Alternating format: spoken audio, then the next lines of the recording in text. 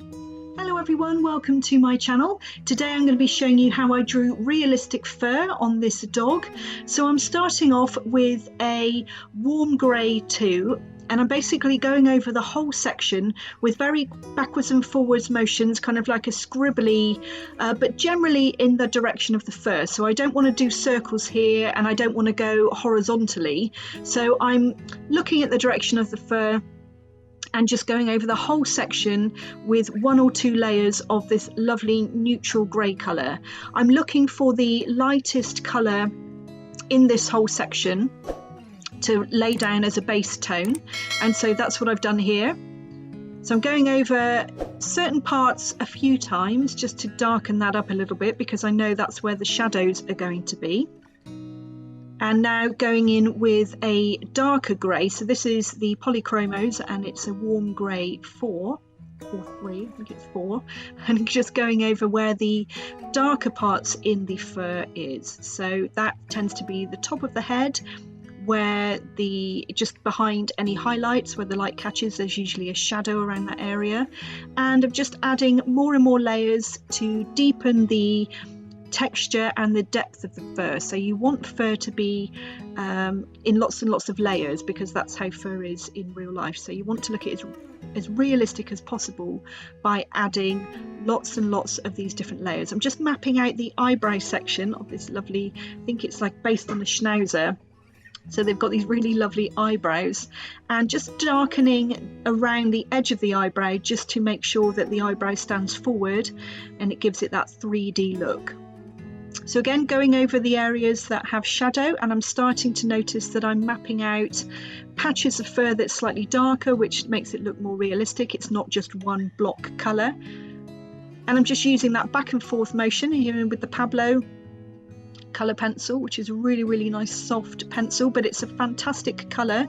It's the cocoa, which goes really well with this type of fur that I'm trying to draw. Just going in with the cold grey, so it's a mixture of warm greys and cold greys, gives a really nice depth of colour, interesting colour. It's not just flat. So there's blues, there's browns in the grey. It's not just grey. The Polychromos have a really lovely range of greys. I think there's about, gosh, there's 6 cold, 6 warms, and there's a sepia, which is a browny grey. There's slate grey, Payne's grey, I think. So there's quite a few different ones. So going over a few layers now, so darkening up, and you can see that the fur is starting to look thicker and lots of layers, working in clumps. So I'm not interested in drawing every single hair. You really don't need to do that. It's just working in clumps and working out where these shadows and where the highlights are. So I'm blending all of that with I think that's the cold grey 1, and just softening the pencil strokes. And going in with the warm grey now and just adding depth of tone to those shadows. Seems to be quite a few shadows around the ear, just behind the eyebrows, and any creases. So bearing in mind, taking into account the shape of the dog's head, you want the dog to look curved, you don't want it to look flat. So just thinking about that, just seeing where the light catches. So again, going in with a few layers of this, again in those kind of back and forth scratchy motions, no circles, just following the direction of the fur and working my way across the whole section. So we're going from light to dark, starting off with that lovely base layer of the cold grey, adding some warm greys, and then going up through the numbers into the darker greys just to add more and more pigment. With colour pencil, it's very difficult to erase and to pull out any highlights. I'm working on polydraw, so the slice tool works really well in this, but you still, the eraser, I found the Tombow Mono doesn't pull up as easily, so it's really important to leave certain parts not free of colour because it's not going to be completely white, but less layers so that it looks like it's a highlight and then you don't have to rub it out towards the end. So now I've mapped out where the shadows are, I can go in and deepen those with the yet darker colours. So I've got my mid-tones in now. Now I want to go darker and get those shadows in, really to make the fur look 3D and to create that lovely shape. Going down to the bridge of the nose, there's quite a few shadows there, and just looking at the patterns that the fur makes. Sometimes it goes into triangles and sometimes there's a nice curve, so just adding those in as well.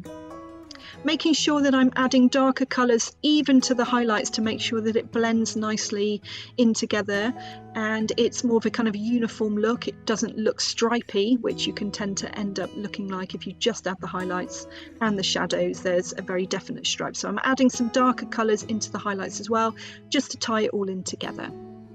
Now I've got my sections that are darker, I know where to go with the next section of dark colour.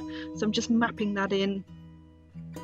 You can see it's lots and lots of layers, building it all up, working into the shadows and going even darker with the cold grey 6. So again, really, really nice to add the bluey greys and the browny greys together. So now I'm using, we're kind of on layer, goodness knows, 7 maybe. I'm using the pencil in the kind of pencil strokes, so the fur detail now I'm adding. So thinking really about the fur direction and adding kind of small lines. The line length depends on the length of the fur, so if it's shorter fur, shorter lines, longer fur, longer lines. This is kind of short, so I'm just using short pencil strokes. And going in with the warm grey 6, blending in between with the warm grey number 2. You can see that really softens the pencil strokes, and now I'm going in with that cocoa again in the Pablo range, which is a beautiful colour, perfect for this dog, and just filling in some of the mid-tones and blending the shadows into the highlights, as I said before, so it doesn't look stripy, it all looks really kind of cohesive.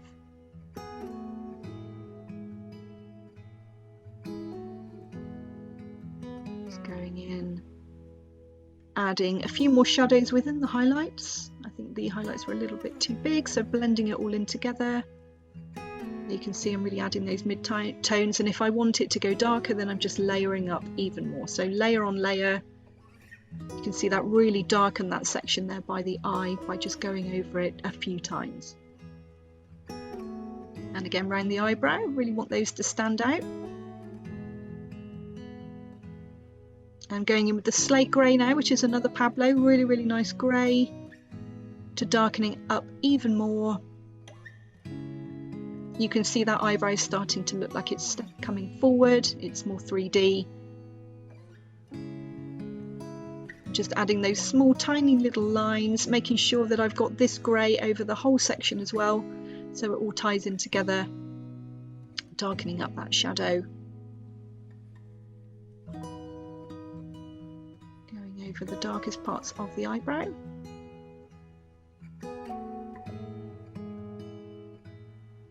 You can see I'm using a bit of a combination of lines and kind of back and forth scribbly lines as well. Just making sure that I'm following the reference photo and looking where these shadows need to be. Constantly checking, double checking. All around the ear. You can see those fur shapes and patterns are starting to emerge now, all of those shadows.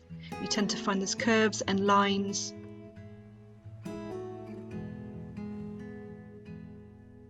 Just making sure that I'm preserving the highlights where they need to be. Darkening up that top section of the eyebrow.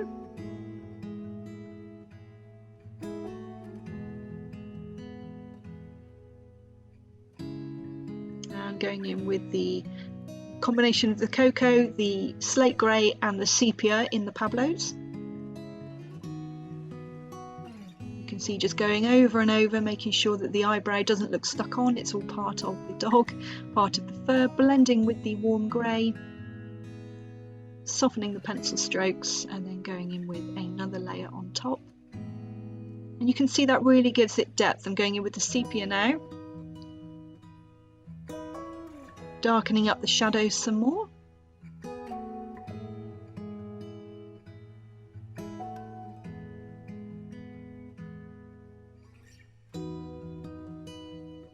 That top right hand section was a lot darker than the section of the head, so just making sure that's as dark as it needs to be.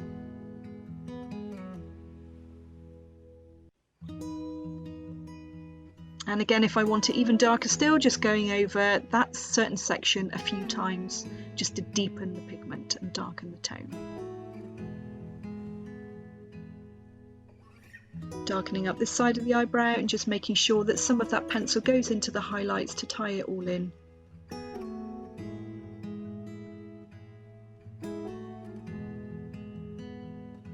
All around the ear, back and forth.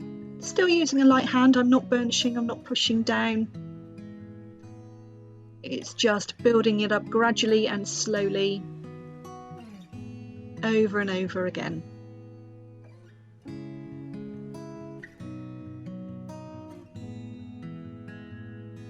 Again, darkening up all around the ear. I can go in with a really dark, this is the black now, so making sure that the ear looks like it's set back a little bit and there's a shadow created. And again, that ties in all of the fur as well, just adding some darker parts into the fur so it looks like it's all tying in nicely. And again, as I said, adding some black to the other parts as well, just to make sure that it all fits in, it's all uniform.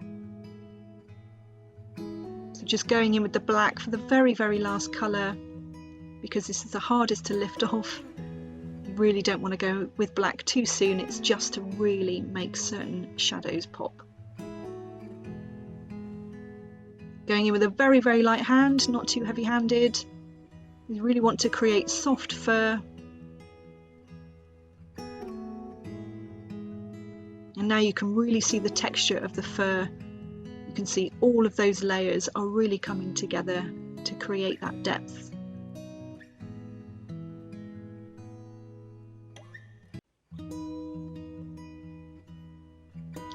The ear, darkening that up and darkening up the shadows.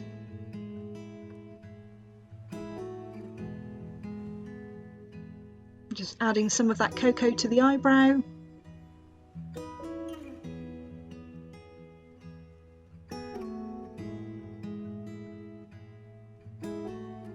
And darkening up those points around the eye that are really dark. Making sure they're as dark as they need to be.